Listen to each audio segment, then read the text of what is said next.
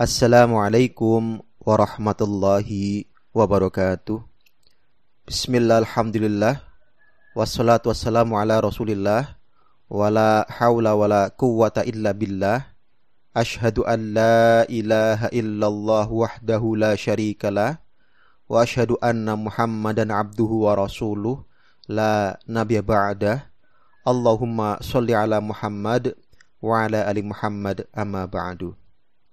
Pendengar rahimakumullah, alhamdulillah kita masih diberikan limpahan nikmat oleh Allah Subhanahu wa taala di bulan Ramadan ini. Kita masih bisa menjalankan ibadah.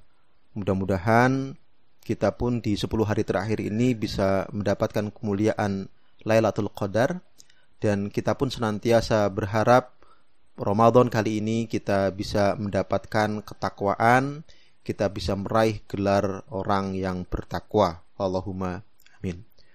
Pendengar yang dirahmati Allah, pada kesempatan kali ini akan disampaikan buletin kafah edisi yang ke-141, yaitu tanggal 22 Ramadan 1441 Hijriah bertepatan 15 Mei 2020 Masehi. Insyaallah akan mengangkat tema tentang Al-Quran dan politik. Bismillahirrahmanirrahim. Ramadan adalah bulan Al-Quran. Pada bulan inilah Al-Quran diturunkan. Allah Subhanahu wa taala berfirman, A'udzubillahi minasyaitonirrajim. Bismillahirrahmanirrahim. Syahrul Ramadan alladzi unzila fihil Qur'anu hudan linnasi wa bayyinatin minal huda wal furqan. Yang artinya bulan Ramadan, bulan yang di dalamnya diturunkan Al-Quran sebagai petunjuk bagi manusia, serta penjelasan-penjelasan atas petunjuk itu, dan pembeda antara yang hak dan yang batil. Quran Surat Al-Baqarah ayat 185. Al-Quran adalah kitab suci umat Islam yang agung. Aktivitas membaca Al-Quran adalah sebuah keutamaan, apalagi pada bulan Ramadan. Tentu keutamaannya berlipat ganda. Rasulullah SAW bersabda, "Man qara'a harfan min kitabillah falahu bihi hasanatun wal hasanatu bi asyri amsalihha. La aqulu alif lam mim harfun, walakin alifun harfun, walamun harfun, wa mimun harfun." Siapa saja yang membaca satu huruf dari kitab Allah atau Al-Quran, bagi dia satu kebaikan. Satu kebaikan dilipatkan menjadi 10 kali. Aku tidak mengatakan alif, lam, mim satu huruf. Namun alif satu huruf, lam satu huruf, dan mim satu huruf. Hadis riwayat At-Tirmidzi. Bagi seorang muslim yang taat, Al-Quran tak sekadar dibaca, tetapi juga diamalkan. Rasulullah SAW memberikan perumpamaan, al-mu'minul ladzi yaqra'ul Qur'an wa ya'malu bih kal utsrujjah ta'muha tayyibun wa rihuha tayyibun, wal mu'minul ladzi la yaqra'ul Qur'an wa ya'malu bihi katamrati ta'muha tayyibun wa la riha laha. Wa masalul munafiqil ladzi yaqra'ul Qur'an qarraihanah rihuha tayyibun wa ta'muha murrun. Wa masalul munafiq alladzi la yaqra'ul Qur'an kal handalati ta'muha murrun au khabithun wa rihuha murrun. Orang mukmin yang membaca dan mengamalkan Al-Qur'an bagaikan buah utrujah, rasa dan baunya enak. Orang mukmin yang tidak membaca Al-Quran tetapi mengamalkannya bagaikan buah kurma, rasanya enak namun tak beraroma. Orang munafik yang membaca Al-Quran bagaikan raihanah, baunya menyenangkan namun rasanya pahit. Orang munafik yang tidak membaca Al-Quran bagaikan hanzalah, rasa dan baunya pahit, tidak enak. Hadis riwayat Al-Bukhari. Persepsi terhadap Al-Quran. Bagaimana persepsi kaum muslim terhadap Al-Quran? Pertama, di antara mereka ada yang menolak Al-Quran digunakan untuk mengatur seluruh aspek kehidupan. Persepsi ini jelas. akan menjadikan Al-Quran tak bedanya dengan lembaran kertas dengan tulisan-tulisan yang tak memiliki makna. Ini adalah persepsi yang absurd. Kedua, di antara mereka ada yang hanya mengambil Al-Quran sebatas petunjuk untuk mengatur masalah ibadah mahdhah dan sebatas nilai-nilai moral saja. Nah, inilah persepsi kaum sekuler. Yang ketiga, di antara mereka ada yang meyakini bahwa Al-Quran wajib diterapkan dalam seluruh aspek kehidupan. Mereka meyakini bahwa saat Al-Quran diterapkan pada seluruh aspek kehidupan pasti akan membawa kebaikan. Inilah yang dinyatakan oleh Allah Subhanahu wa taala dalam surat Al-Anbiya ayat 107. A'udzu billahi minasyaitonir rajim. Bismillahirrahmanirrahim. Wa ma arsalnaka illa rahmatan lil alamin. Tidaklah kami mengutus engkau dengan membawa Al-Quran kecuali sebagai rahmat bagi alam semesta.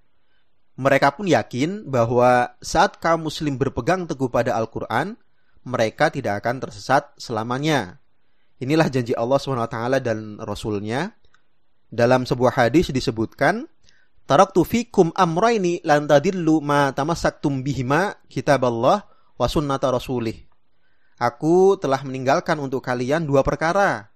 Kalian tidak akan tersesat selama kalian berpegang teguh pada keduanya, yaitu kitabullah Al-Quran dan sunnah Rasulnya. Hadis riwayat Al-Hakim. Menurut Mu'jam Al-Ghani, kata at-tamassuk semakna dengan al-i'tisam. Maknanya berpegang teguh dan menggenggam kuat agar tidak terlepas.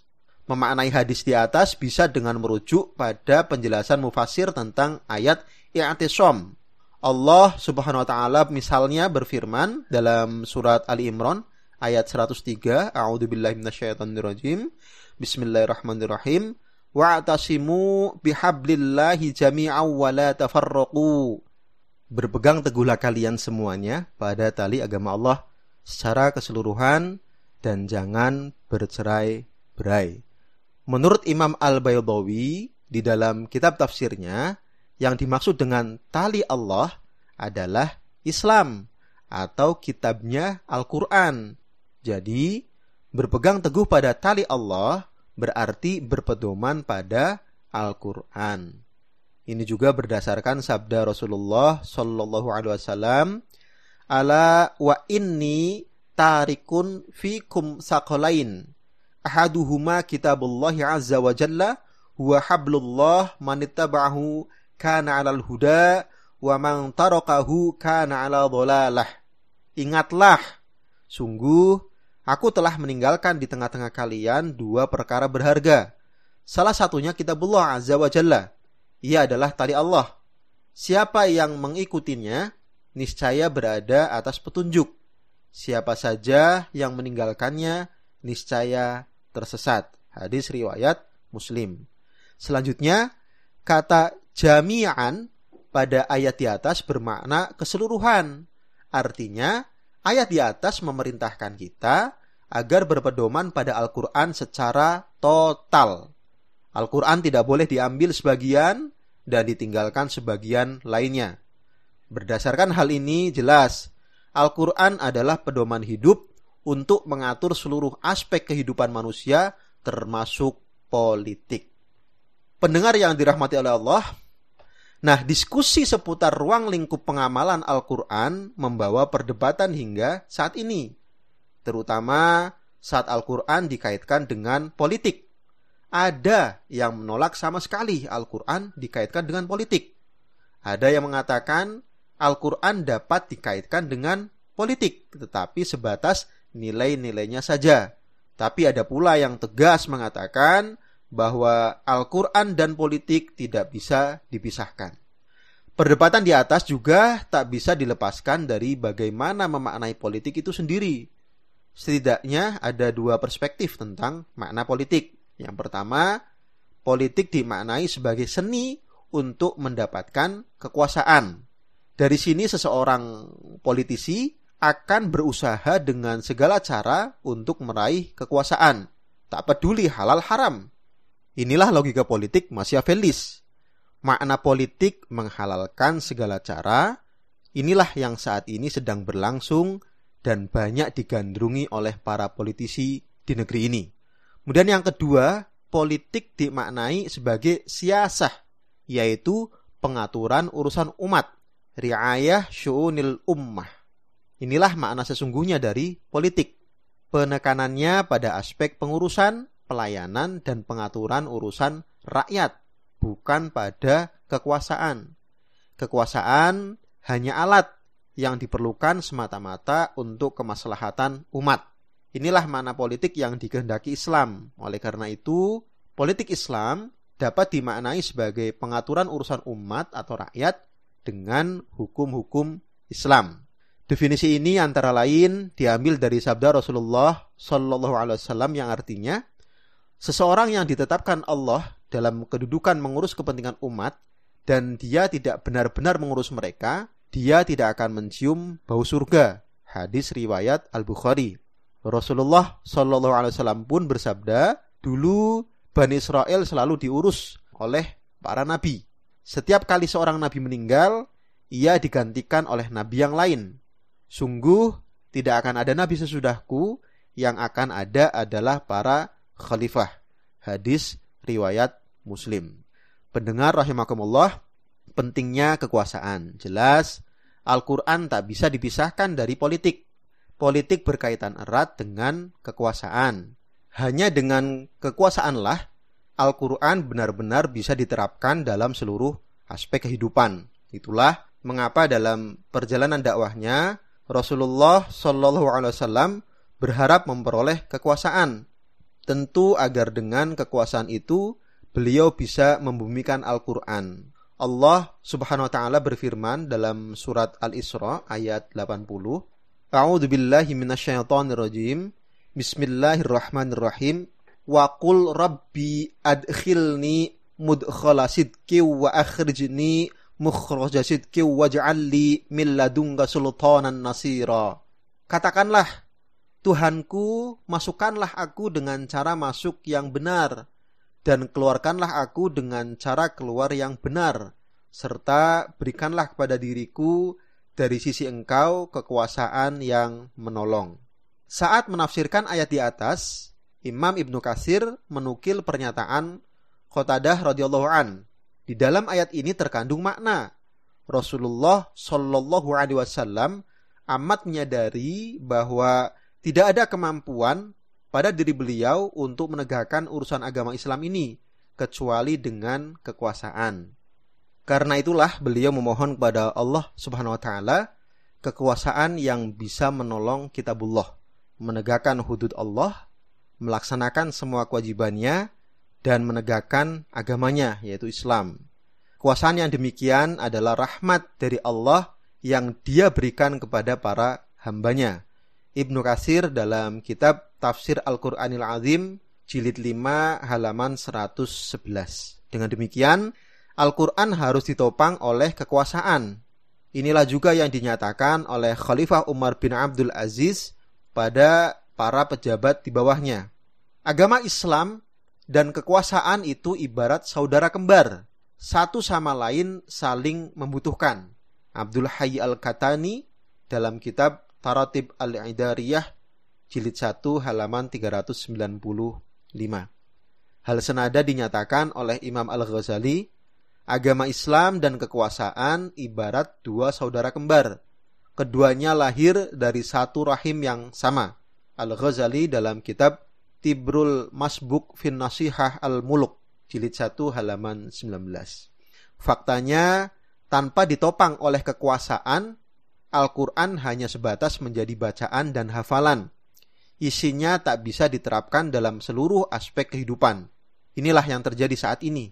Kondisi ini terus berlangsung sejak institusi politik atau kekuasaan Islam yang terakhir, yakni Khilafah Utsmaniyah, dihancurkan pada tahun 1924 oleh tangan-tangan jahat musuh-musuh Islam.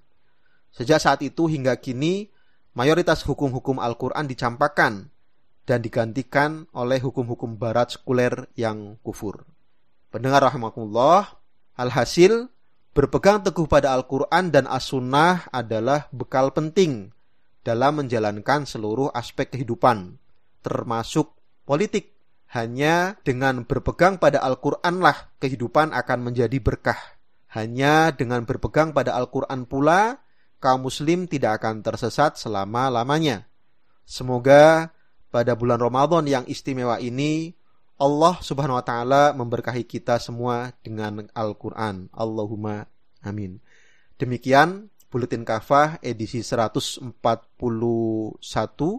Mudah-mudahan kita semua bisa menjadikan Al-Quran sebagai pedoman hidup kita, dan kita pun senantiasa memohon kepada Allah, mudah-mudahan kaum muslim segera dimenangkan oleh Allah, bisa menjalankan Al-Quran secara sempurna, bisa menerapkan Islam secara kafah. Demikian, wassalamualaikum warahmatullahi wabarakatuh.